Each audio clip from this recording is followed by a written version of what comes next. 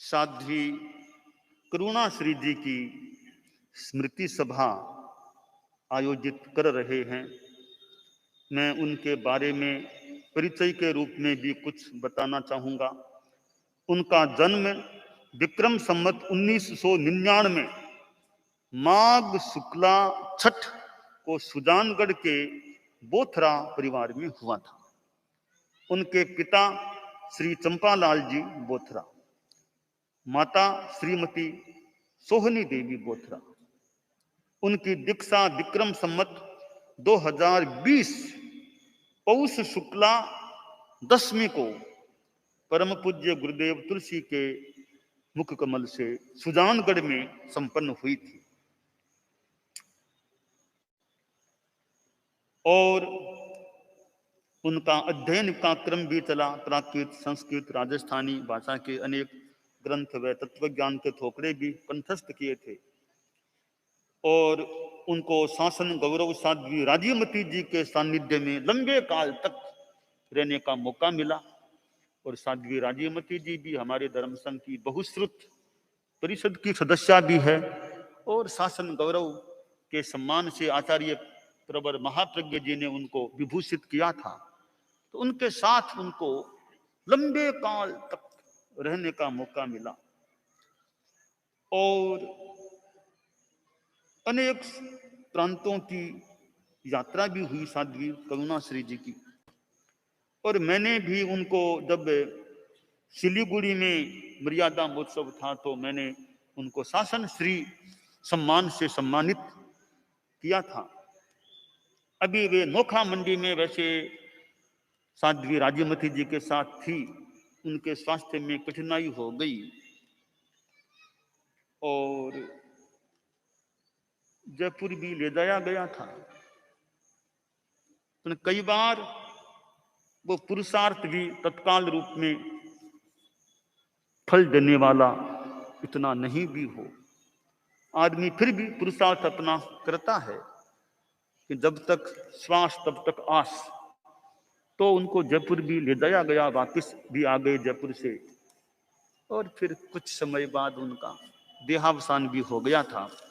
तो विक्रम संवत 2078 ज्येष्ठ शुक्ला पंचमी 16 जून 2021 को लगभग कोई 2 बजने के बाद, यानी ये रात्रि में 2 बजने के बाद उनको चौबिहार अनशन भी उनको आया है या कराया गया है। और फिर रात्रि में 2:37 AM पर उनको नोखा मंडी में भी काल धर्म को प्राप्त हो गई। तो साध्वी करुणाश्री जी एक हमारे धर्म संघ की जो अच्छी साध्वी थी। और यूं अनेक बातें हैं। एक सिंगाड़े में लंबे काल तक जमकर रहना भी एक जीवन की अच्छी बात हो सकती है। एक सिंगाड़े में जमकर रहना भी एक लंबे काल तक, न अग्रणी की मनाई न उसकी मनाई, लंबे काल तक रहते हैं साथ में। तो 2 साध्वियां लंबे काल तक साथ रहती है, 2 संत लंबे काल तक एक साथ में सिंगाड़े में रहते हैं। तो वो भी एक प्लस पॉइंट होता है जीवन का, एक जगह जम करके।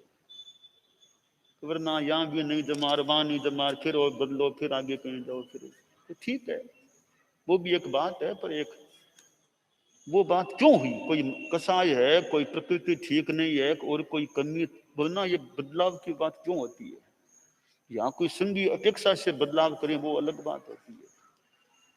तो साध्वी करुणाश्री जी काल धर्म को प्राप्त हो गई। हम उनके प्रति आध्यात्मिक मंगल कामना करते हैं।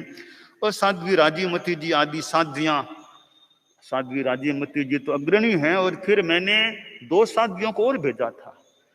वो जो मेनरिया जी की सेवर्ती मर्यादा प्रभा जी और संवेग और मर्यादा, तो मैंने जब मेरे पास मतलब बात आई थी, करुणाश्री जी काफी अब अक्षम से हो गए हैं, राजीमती जी का आया कि हमें सहयोग की अपेक्षा है, एक साथ जी को आपकी व्यवस्था हमारी हो जाए। वो करुणाश्री जी बहुत सेवा सापेक्ष हो गई है।